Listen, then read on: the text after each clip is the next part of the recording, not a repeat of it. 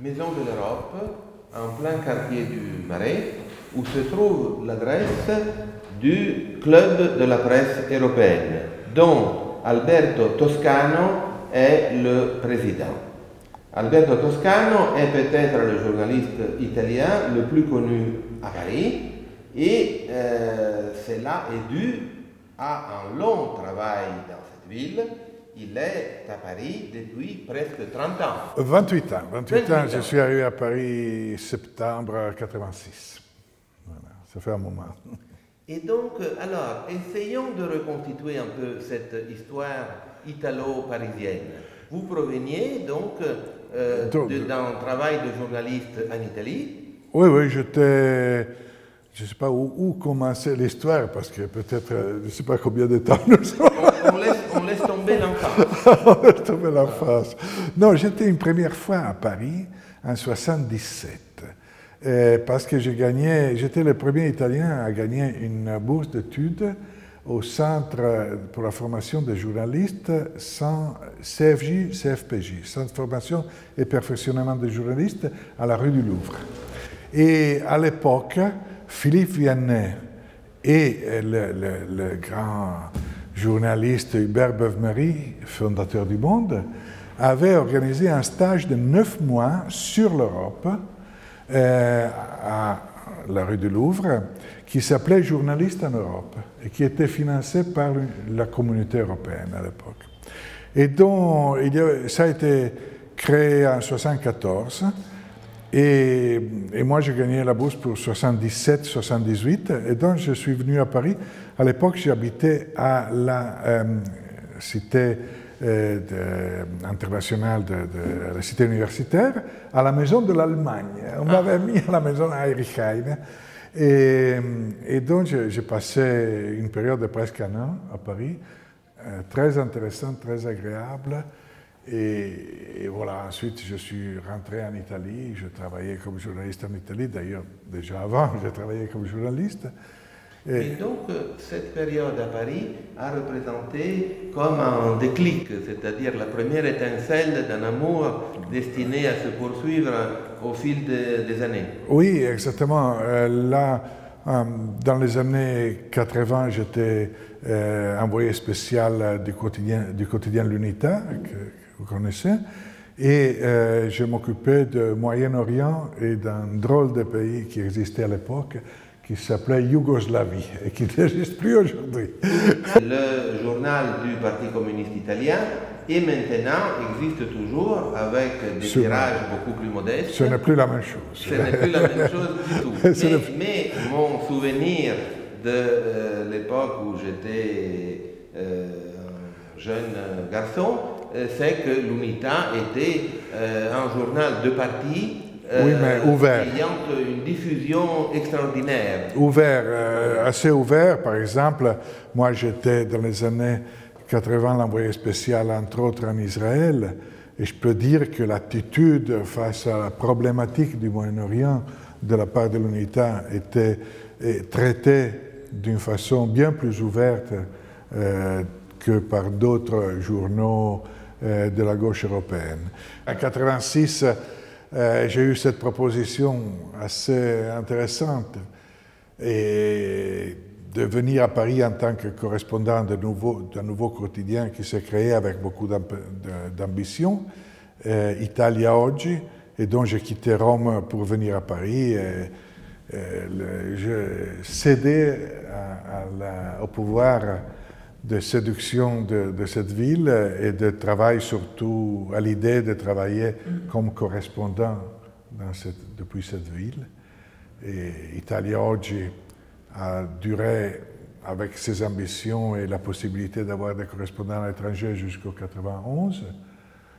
Ensuite, j'ai été embauché dans d'autres journaux et ensuite j'ai été aussi pour une période freelance, mais je n'ai jamais quitté Paris.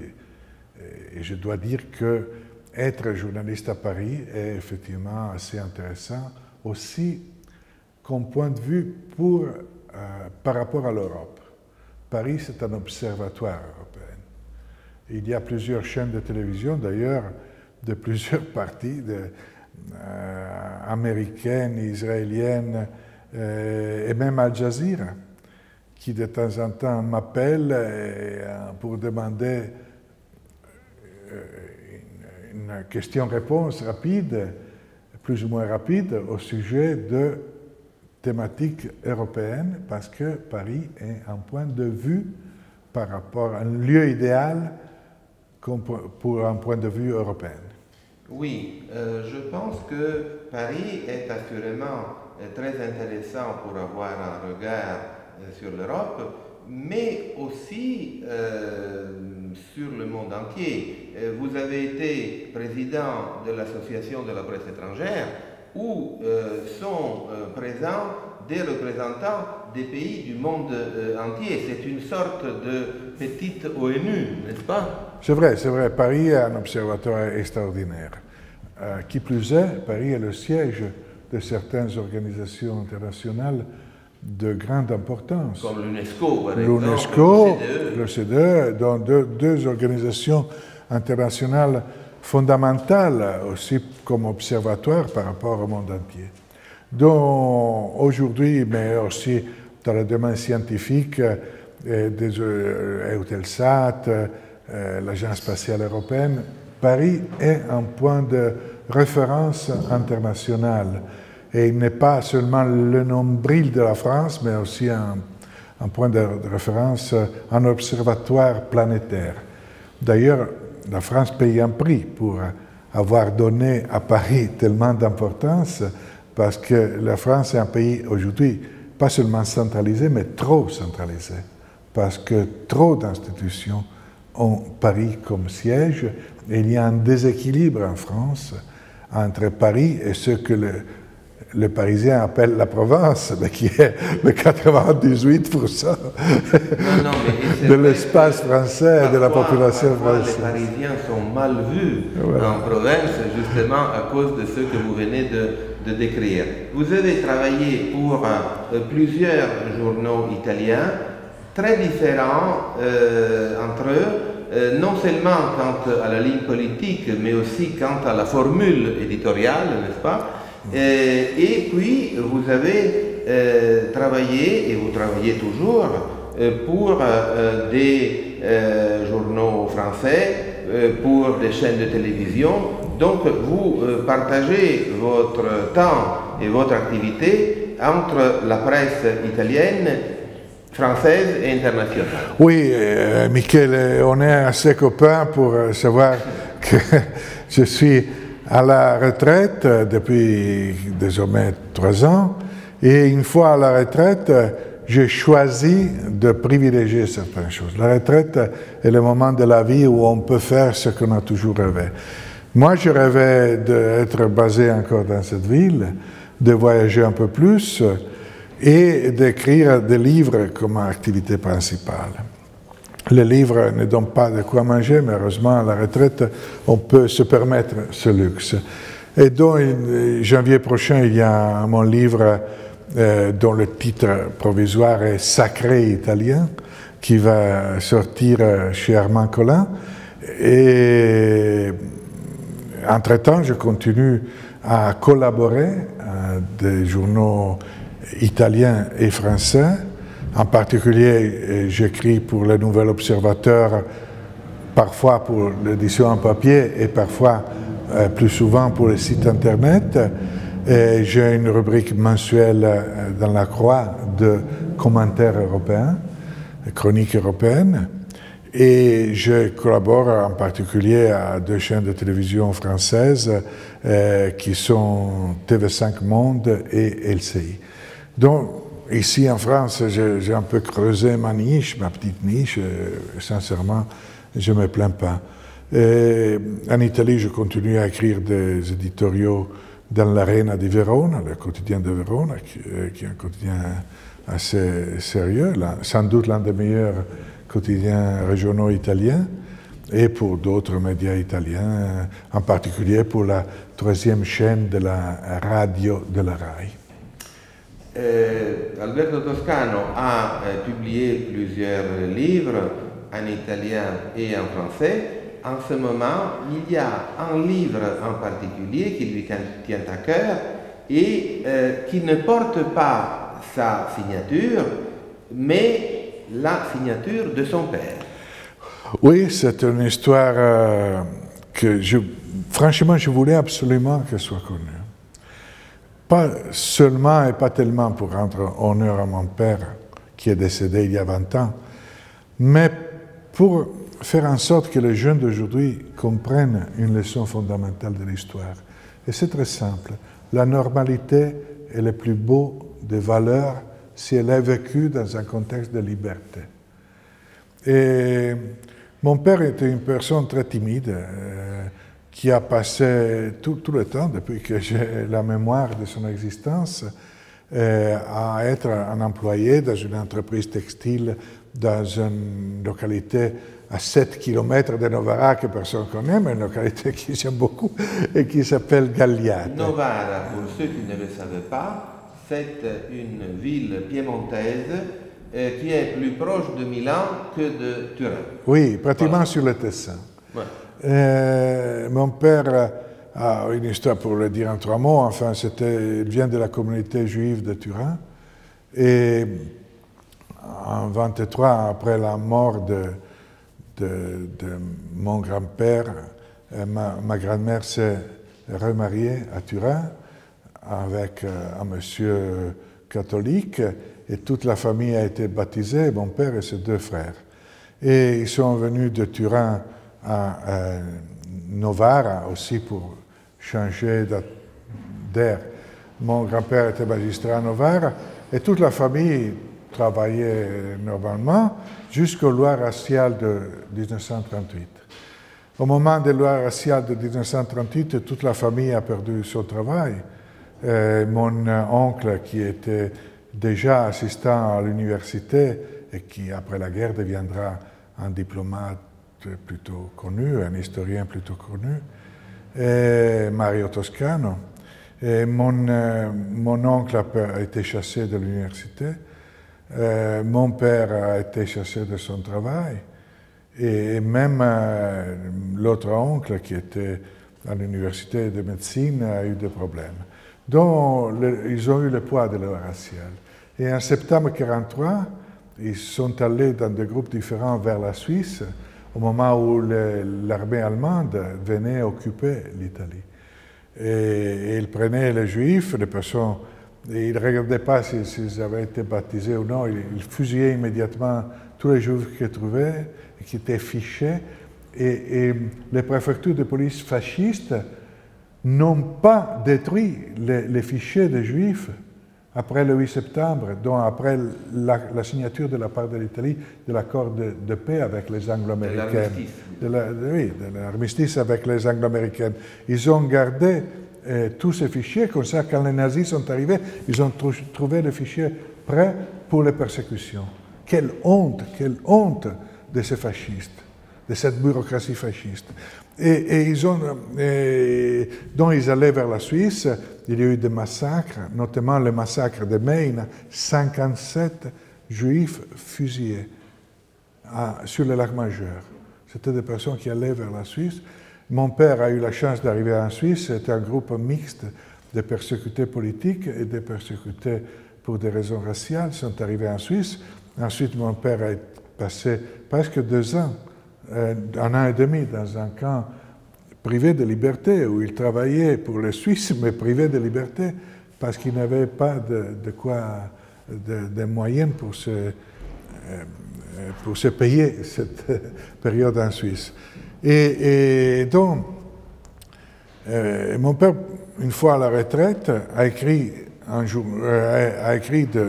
journal, il a revu son journal de l'époque, il a écrit toute une série de notes aussi sur les procès qui ont eu lieu en Allemagne contre les militaires allemands qui avaient tué les 57 Juifs sur le lac Majeur. Ils ont été condamnés une première fois à la fin des années 60 et ensuite acquittés dans les procès d'appel. Donc cette histoire, mon père a écrit son journal de la fuite vers la Suisse, son journal dans ce centre de travail forcé en Suisse, et un compte rendu de ce procès à Osnabrück contre ces militaires allemands. Et ce livre en langue italienne paraît maintenant, hein, à l'occasion des 70 ans du massacre du lac Majeur. Et donc c'est aussi un hommage à la victime de ce massacre, et c'est surtout une façon pour faire comprendre aux jeunes qu'une vie normale dans un contexte de liberté est une chose que difficilement on peut sous-estimer. C'est le mieux. Il y a des moments où des êtres normaux, comme les victimes du massacre de Maine, sont devenus des héros à cause de la tragédie de l'histoire. Donc, comme le disait Bertolt Brecht, il n'y a rien de mieux que les périodes historiques, que les pays qui n'ont pas besoin de héros. Voilà. Et dans un entretien récent avec Paola Bassani, fille du grand écrivain Giorgio Bassani et présidente à Paris de l'Association des historiens de l'art italien, dans cet entretien, on a évoqué la surprise, l'étonnement des Juifs italiens face aux lois de 1938. Mais oui. Car les Juifs italiens étaient très intégrés dans le processus patriotique italien. Il n'y avait pas eu en Italie une affaire Dreyfus, disons. Donc, mon ami Michele a une diplomatie de l'expression que je voudrais avoir. Beaucoup de Juifs italiens étaient fascistes. Et ils étaient jusqu'au bout. Déjà auparavant, étaient dans le Risorgimento, étaient aux côtés de Garibaldi, de Mazzini, etc. Et par la suite ont été fascistes aussi. C'est pas la même chose. Ce n'est pas la même, évidemment. Mais je veux dire qu'ils étaient très intégrés dans l'histoire nationale italienne, ne se considéraient pas du tout comme des étrangers par rapport à leur patrie italienne. C'était très intégré, plus intégré que les Juifs de l'Europe centrale ou de l'Est, ou même que les Juifs français. C'est ça que je voulais dire. Non, mais je l'ai compris. Mais mon oncle, bien sûr qu'on est d'accord, Michele. Mon oncle, qui deviendra un diplomate italien et auquel l'Institut d'études diplomatiques italien est dédié, il a été fasciste. Et il a contribué à créer à Novara le centre culturel fasciste. Et ensuite, lui-même, imaginons la tragédie de cet homme qui a cru au fascisme et qui ensuite est chassé de l'université, persécuté, qui doit se réfugier en Suisse, qui est persécuté dans des conditions dures par le même fascisme auquel lui, il a cru. Donc, les Juifs italiens étaient intégrés. Pour moi, être fasciste n'est pas être intégré dans l'Italie, parce que, heureusement, il y avait une vraie Italie qui n'était pas fasciste. Mais il y avait des personnes... Hélas, minoritaires. Ça, c'est une longue discussion à laquelle nous ne faisons pas ici. Mais qui sort un peu de notre sujet. Mais dans la jeunesse de Mussolini, il y a eu deux femmes qui l'ont formé.